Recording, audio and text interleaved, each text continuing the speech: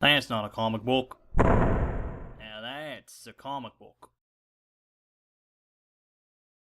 Batman Cataclysm.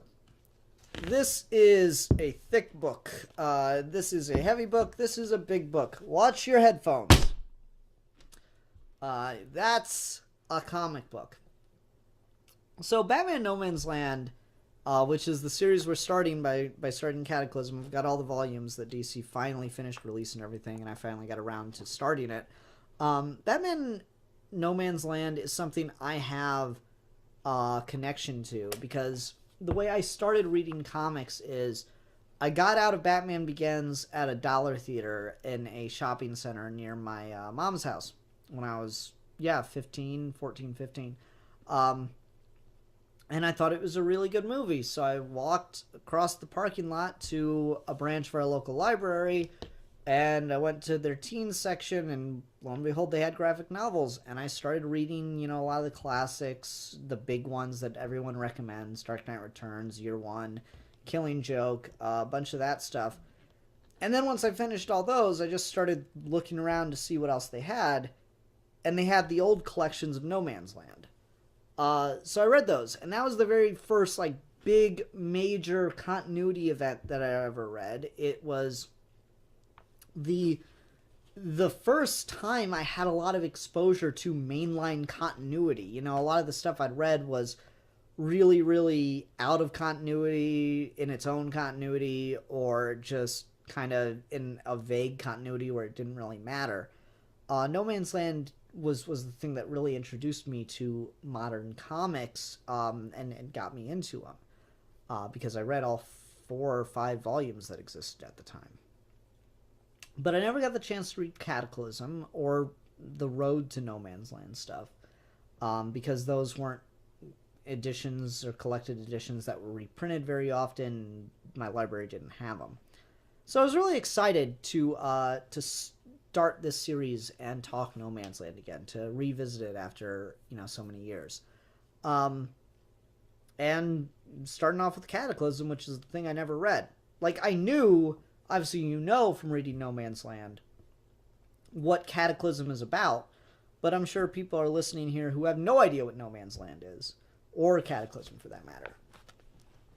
And so I'm not going to review this in my traditional way where I summarize the events of the book, because there's just so much that happens here, and a lot of it is, it's a crossover, so you're getting different characters dealing with different things, and it's not one cohesive story the entire way through. But Cataclysm is the beginning, the origin point for No Man's Land. And Cataclysm is about a 7.6 magnitude earthquake that hits Gotham City.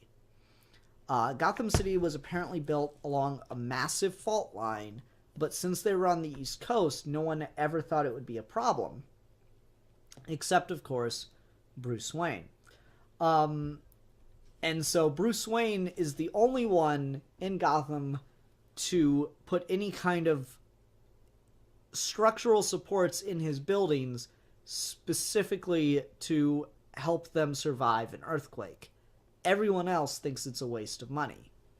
And because of that, when the earthquake hits, and it's a 7.6 magnitude earthquake, it completely levels 90% of the city. And it is devastating. Gotta see if I can find a nice big spread of it, because they show you so many huge spreads of all the devastation that this causes.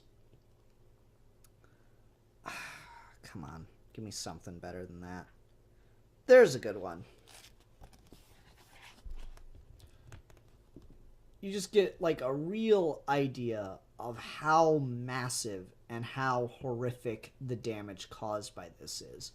And one of the things I really like about this volume is it's very, very purposefully dark. This is, right at the end of the 90s, into the 2000s. They did the No Man's Land event. They started it at the turn of the century in 2000. And they just this was the era where comics were trying to be really dark and really gritty. And a lot of the times that didn't work. When you're dealing with subject matter like this, it really does. So you just get a lot of scenes that are nothing but tragic. And it fits the mood for the story they're telling. So I like these 3 panels right here as Oracle leaves one of the Wayne buildings that is actually standing after the quake and goes out among the devastation. She comes across this guy whose car is crushed by rubble, and he's screaming, "Marjorie, Marjorie!" And she looks at him, and Oracle looks at him, and she says, "Can I help you?" And he says, "I'm coming, Marjorie!" And he's digging at the rubble, digging, "I'll get you out!" And Oracle's narration says, "It's obvious no one in that car could have survived." She doesn't try to tell him. He wouldn't hear her anyway. The dude's just in shock. He's clearly just lost someone important to him. And the devastation is so massive that Barbara knows he's not going to be able to focus on logic, on reason right now. He's going to be too emotionally invested. And that's just a passing by scene. And there's all kinds of stuff like that throughout this book, that these just very human, very real, very scary wake-up calls that the characters get that really helps heighten and display the tragedy of an event like this in a really profound, very human way, and I really appreciate that. The other one that I really, really like, and it's just absolutely heartbreaking no matter how you put it, is the Catwoman issue. We get 2 issues of Catwoman here. One of them involves Poison Ivy, and that's much later on. But one of them's just about Selina during the event of the earthquake. So she's like stealing some goggles, and then the earthquake happens, and she's trapped in the building, and she gets a little claustrophobic and just wants to get out, wants to find a way out. But she kind of gets, stuck among some people, and there's a little girl being crushed under the rubble. And she clearly is in shock, and she doesn't know what's going on, and she's too small, too much of a child to comprehend what's going on. So Catwoman's just sitting there trying to comfort her. You look like a kitty cat. Her breathing's shallow. It might be a punctured lung. You have to get her to a hospital. Do you have any kitty cats? Yes. My name's Elise. I have 2 kitties. Are you cold too? I'm cold. All over or just in your arms and legs? All over. How many kitty cats do you have? What? Oh, 19. 19? One. Only one's really mine, but when I went to the pound to pick her out, and when I saw all the others, I couldn't leave them there, so that was 16 right there, and when I started leaving the windows open so they could get in and out, a few strays started coming by pretty rarely, so I just kind of... Cat lady? Yes? Is there really a tooth fairy? 'Cause I have a loose tooth.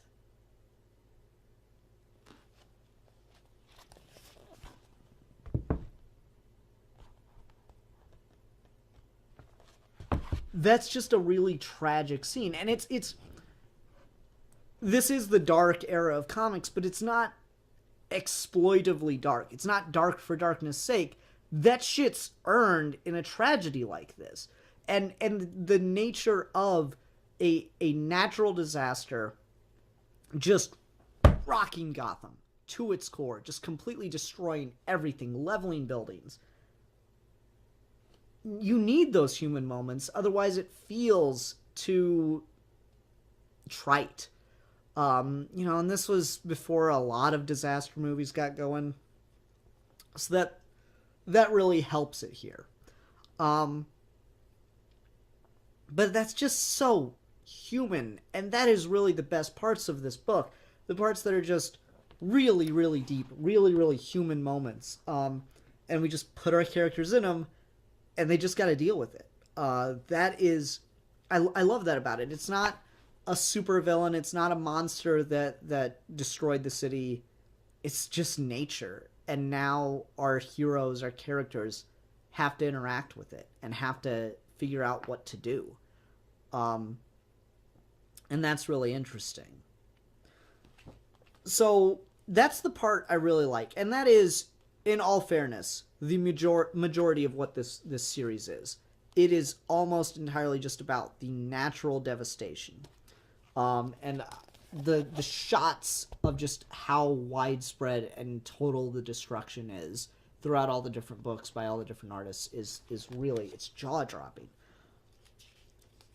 I will say, even though I like No Man's Land, and this starts to show you what No Man's Land is going to be like, I will say I get disappointed that they immediately start going to the supervillain side of things, that they immediately start to involve the supervillains in the physical plot of what's going on.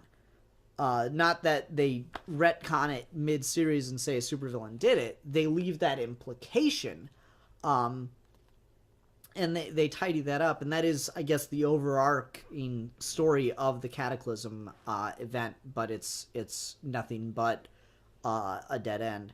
So, like, a guy comes and he calls himself Quake Master, and he says he's got a machine that can cause earthquakes, and cause this earthquake, and if the city doesn't pay him like $100 million, he's going to do it again.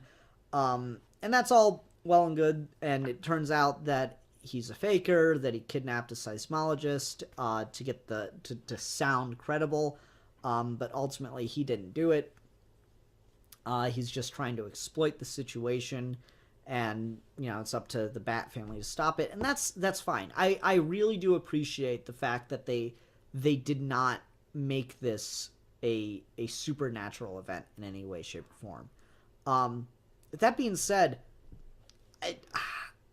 on some level, I kind of wanted to see who Quake Master was, but once we were sure that he actually didn't cause the earthquake and he was just faking, trying to exploit, I could not care less about that story arc. I could give all my effort, and I could just not possibly care less.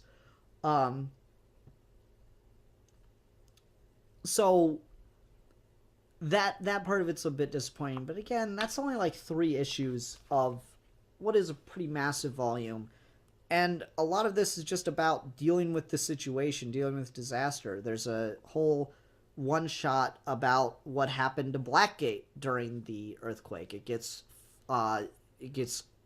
breached, it gets flooded by a tidal wave, tsunami. Yeah, tsunami is the right word. It gets flooded by a tsunami. The prisoners escape. There's a prisoner that we follow who's at least claimed to be innocent, and we follow his story as he tries to do the right thing all throughout the riot. And then I really like the way that this is left, because he's protecting 2 people. He's protecting his lawyer, who's a woman, and he's protecting a nun who was there to give him his last rites, since he was supposed to be killed 1 minute after midnight. And all throughout the story, he's like, oh, I'm innocent, and as soon as the tidal wave hits and he saves lives and he's protecting these 2, they're convinced that he's innocent now. But as rubble is collapsing and he is telling these 2 women to get out, they're like, no, we can't leave you, you're innocent, you deserve to live. And the guy looks at this woman, he says, yes, you can. I lied, sister. Lied through my teeth from the very moment they busted me. I did it. And, like, he's accused of murdering 2 women, one of them a little girl. And not only that, sister... 3 people. 1 a mother and her 2 children. Not only that, sister. The 2 kids, they were mine. And that horrifies the 2 women away from him, which allows him to drop the rubble, crushing himself.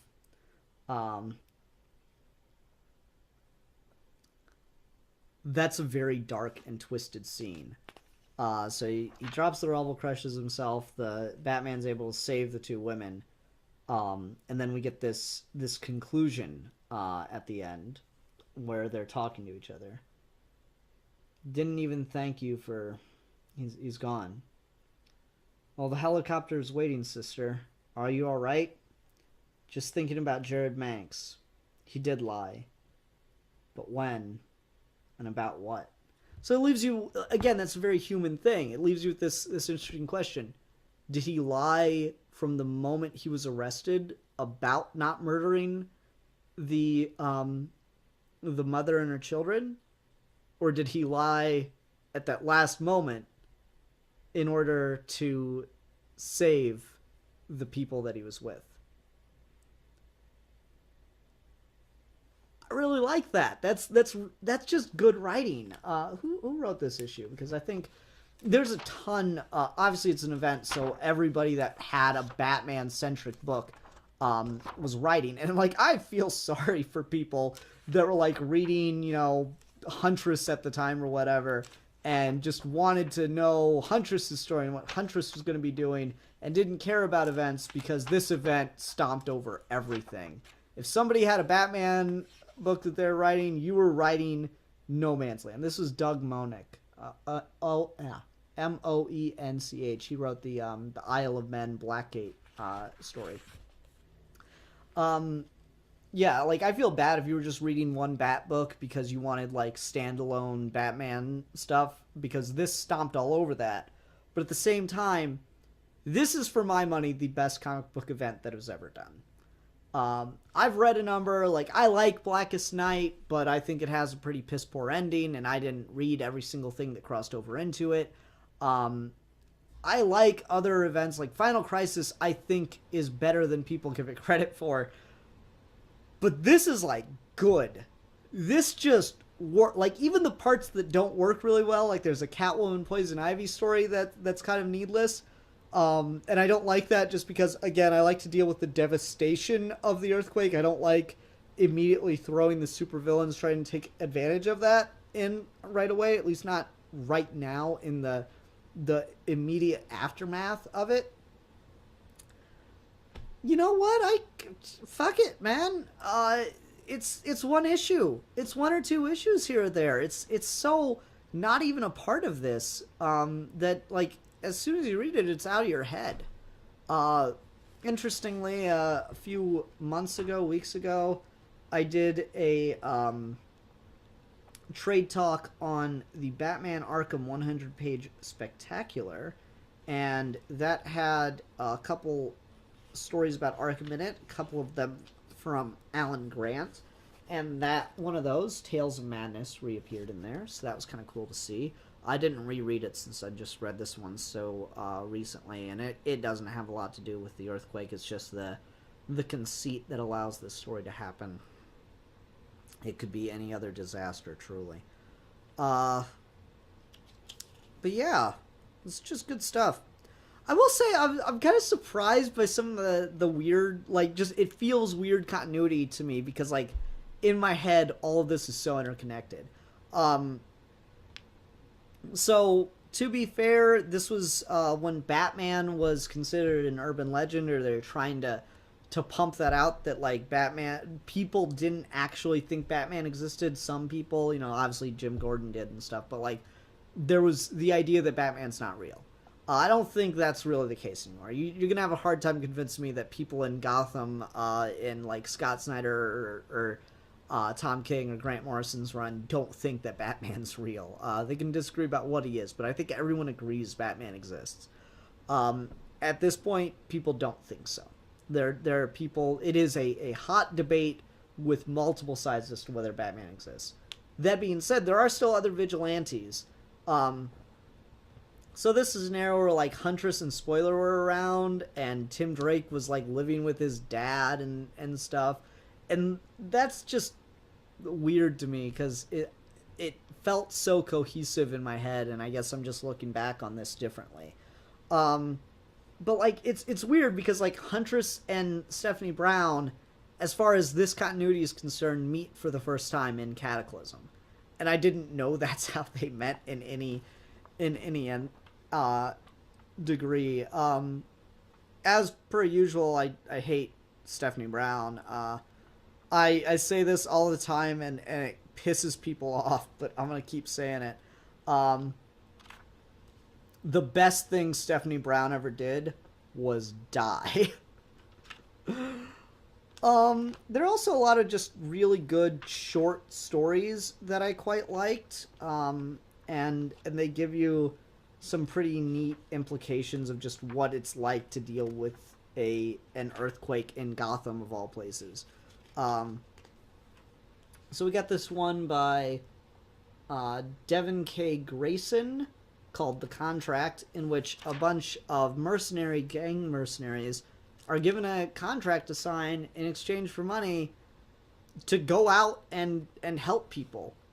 They're given a moral contract to sign, and they're sitting there bickering amongst themselves as to whether or not they actually need to help people, and since they're all like men of their word, they end up coming together to do it. And the whole time you're wondering, well, who gave these guys a contract? And of course it's Batman. And I really like Bruce Wayne, rather. I really like the ending of this, where you get to see a bit of the contract, and I like the way it works, because, you know, they're looking at the money that they got for saving people, and a kid comes up and he's like, "Were you guys sent by Batman?" And the guy looks down and he's like, "Yeah, I suppose we were.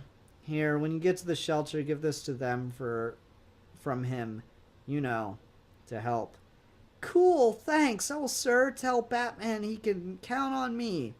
They're like, "Why'd you give the money away?" He's like, "Read the contract." And it's like, item 8. In addition to the clause against looting above, the undersigned hereby agrees to rob no one of faith. Actions will be grounded in logic, but during the course of this mission, nothing will be stated nor implied to any persons or persons with the express intent of crushing spirit or will. The injuries encountered in an undertaking of this magnitude will not be limited to those of the body and must be kept in mind at all times. That is so a Bruce Wayne thing to do. So I like that. That's a cool moment. There's another one by Chris Renaud. He did the art and wrote this one, which is cool. It's called House of Cards, and it's Ra's al Ghul looking at the devastation that's come to Gotham and wondering what effect this will have on Bruce Wayne, foreshadowing the No Man's Land event, which is really cool. There's another one. It's called A Bird with a Hand. This is written and laid out by Rick Burchett, with finishes by Bill Sinquinsic. Polish. I'm guessing Polish name. And I really like this one a lot. It's just 3 pages, and it's really, really good. As Penguin, very, very clearly Penguin, walks through the streets of Gotham, hearing the cries of the trapped, and passes them until they say, "Please, wait, I'll do anything." And he comes back and asks them, "What's your name, and what do you do for a living?" And they tell him his job. And based on their occupation, he decides whether or not they are worth helping. If they have an occupation he likes and he can do something with, for example, an accountant, an accountant for a law firm, then I'll help them. But if they're a grade school teacher, he just moves on because they're useless to him in the future. I really like that. That's another cool story. So there's just a lot of stuff in here that's like really, really kind of messed up and just dark, but in a way that feels earned. Like, you wouldn't want this to be, like, I wouldn't want this to be massive earthquake happens, but Batman's got it all planned out and is able to save everybody. Because end of the day, he is still a man, and this is nature. There's just so much that you can do. So there's going to be cost. There's going to be human tragedy, and they handle this, I feel at least, with tact. So aside again from just the wish that the supervillain plotting to take advantage of the situation was held off on till after Cataclysm, till we get into No Man's Land and Road to No Man's Land, I will say I really really like Cataclysm. I think this is very well done. You know, again, it's a crossover that gets something really really right. It gets an understanding of just what exactly is taking place, and it gives writers just a lot to do. They get a lot of inventive stories to tell here, and I really appreciate that about it. It's just a general premise that everyone can run with and do their own thing. The only other complaint I'd have, and it's hard to tell because sometimes it's more consistent, but I didn't like go through and like map out who did how many issues and stuff like that. But it seems the time frame for exactly what the earthquake was and how long it lasted and precisely which effects it had to the city itself is a little unclear. Like, everyone gets, it's a big earthquake and it destroyed most of the city except for the Wayne buildings. What other people, like, some people miss how big the earthquake is. Some people say it's, like, most things say it's a 7.6. Other things say it was a 7.3. There are a couple different time frames given for when it actually happened. But honestly, that doesn't bother me too much because it feels legitimate that there would be that confusion since this is the immediate aftermath. I think, though, you know, as we get on with this, I think they say like a week has passed throughout the entire book. Just, you know, we go from hours in the first couple issues at the most to a week by the end of it. So yeah, really really good book. I quite enjoyed this, and I'm excited to go on to Road to No Man's Land Volume 1. So I will see y'all when I see y'all next week. Thank you very much for joining me for Trade Talk, and thanks everyone that came live for comic reviews. See you then. Bye. That's not a comic book. Now that's a comic book.